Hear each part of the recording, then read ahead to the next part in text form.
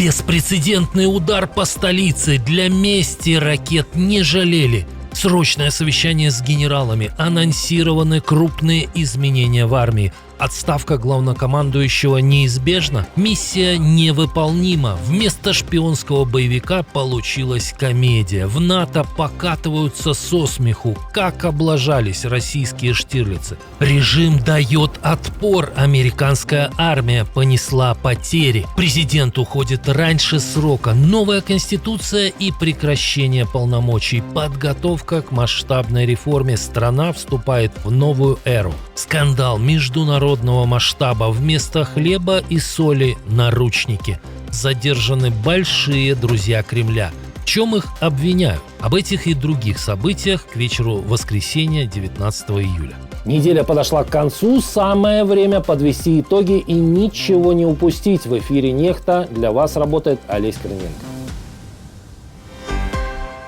Тяжелая ночь для Киева. Россия нанесла по столице Украины один из самых массированных ракетных ударов. Погиб 1 человек, 16 получили ранения. Повреждения и пожары зафиксированы сразу в 5 районах столицы. Одна из ракет попала в подземный переход у станции метро Лукьяновская, а саму станцию временно закрыли из-за повреждения наземного вестибюля. По данным украинских военных, россияне выпустили 41 ракету, в том числе 25 баллистических «Искандер-М» С-400.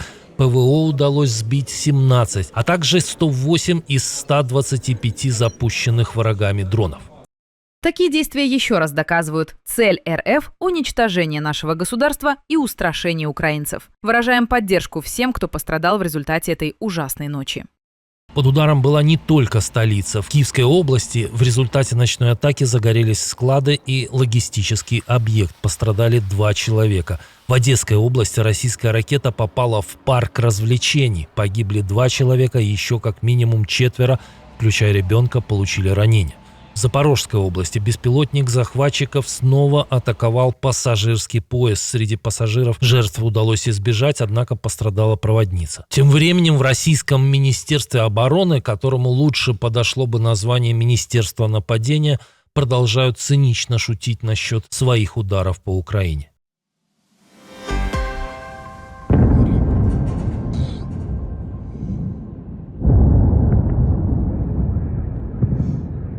Украинские защитники сфокусировались на нефтянке агрессора. Беспилотники атаковали нефтебазы в Ставропольском крае. Под удар попали сразу 3 таких цели. Как сообщает Астра, на основе видеозаписей очевидцев удалось геолоцировать пожары на нефтебазе Роснефти на хуторе Вязники, а также на объектах компании «Лукойл», «Югнефтепродукт», «Корона» и МК «Нефтепродукт». Российские власти подтвердили 3 очага возгорания в 2 промышленных зонах, однако не уточнили, какие именно предприятия пострадали. По данным Астра, это уже 3-я атака на нефтебазы региона за последний месяц. И ничего хорошего оккупантам этот дух анкориджа над нефтебазами не предвещает.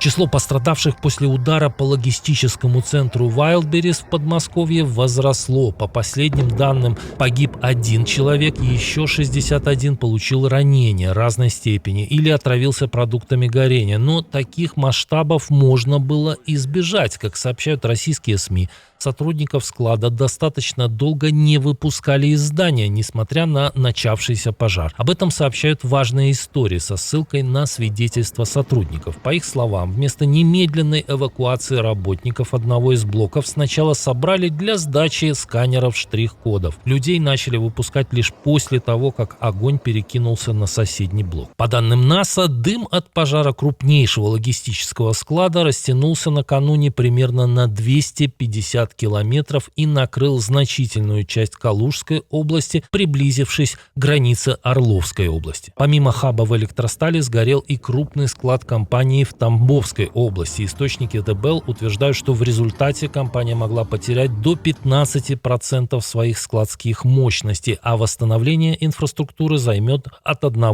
до 2 лет. Ущерб оценивают в 50 и даже 100 миллиардов рублей.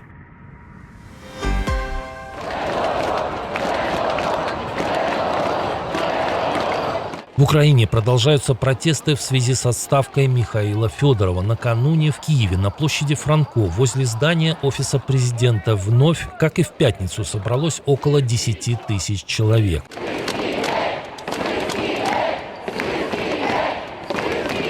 Владимир Зеленский, в свою очередь, провел совещание с командирами армейских корпусов. Вчера и сегодня было много консультаций. Конечно, я слышу, что говорят люди. Долго говорил сегодня с Михаилом Федоровым. Я говорил сегодня также с Александром Сырским. Решения по армии будут выработаны. Бывший министр обороны Михаил Федоров после разговора с президентом написал в своем телеграм-канале. Изменения обязательно будут. Благодарю ветеранов и военнослужащих за то, что держите фронт и честь. Диалог есть. Верю, что все удастся. По данным Financial Times, Владимир Зеленский готов отправить в отставку и Сырского, если будет найдена подходящая замена. США понесли потери от иранских ударов. Американское командование сообщило о гибели 2 своих военнослужащих в Иордании. Еще один американский военный числится пропавшим без вести. 4 военнослужащих были доставлены в больницы, но позже выписаны. Еще несколько солдат получили легкие травмы и вернулись к службе.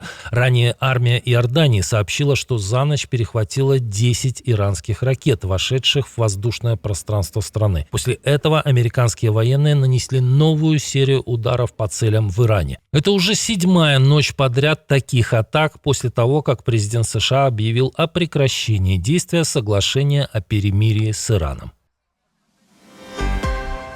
Очередной прорыв, правда, прорыв в кавычках. Российское судно вышло в море, чтобы пошпионить за странами НАТО, но эта миссия оказалась невыполнимой. Академик Николай Страхов вышел из строя у берегов Швеции. По данным западных аналитиков, этот формально исследовательский корабль на самом деле, скорее всего, вел наблюдение за стратегическими объектами Швеции. Как сообщается, судно сломалось к югу от порта Истад, который является важным логистическим узлом для переброски сил НАТО. Береговая охрана и ВМС Швеции предложили российскому экипажу помощь, однако получили отказ. Досадная поломка случилась всего через день после выхода из Калининграда.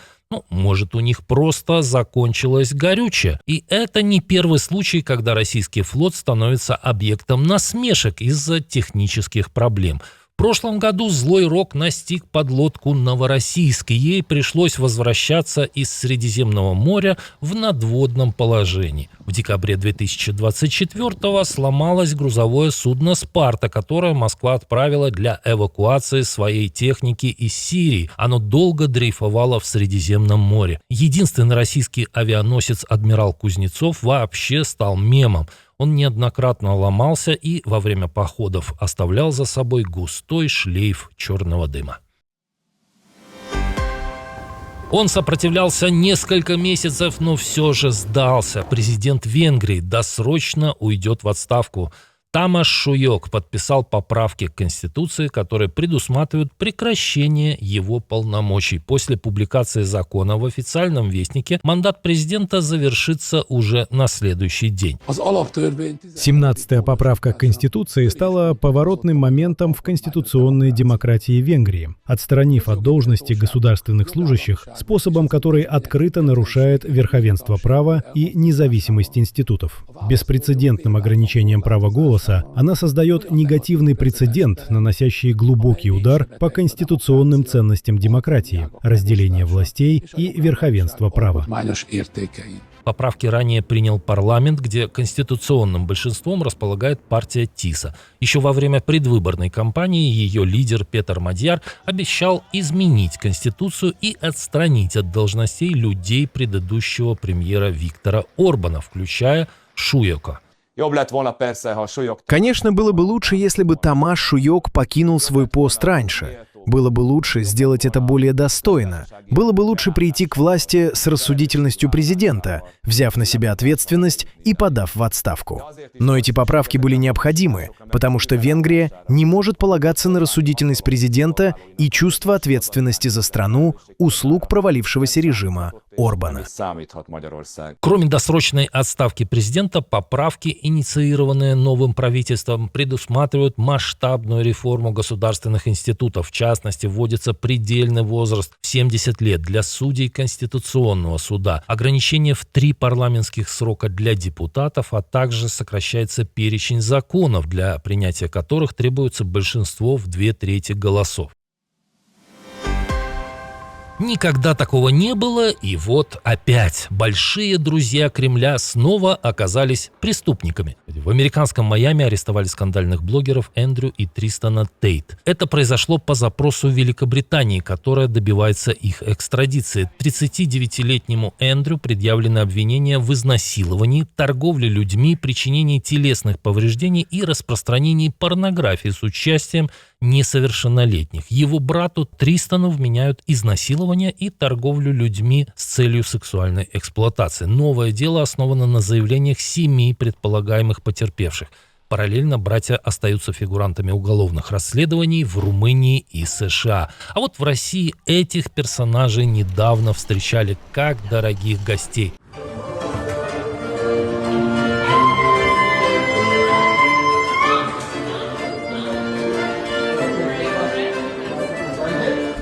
В июне братцы были участниками Петербургского международного экономического форума, где их встречали с караваем и танцами. Во время поездки Эндрю Тейт также посетил военный полигон и стрелял из танка под песню «Катюша». Кремль не впервые благоволит насильникам. Ранее российское гражданство и личную поддержку Владимира Путина получил Жерар Депардье, который был фигурантом многочисленных скандалов и судебных процессов в связи с домогательствами.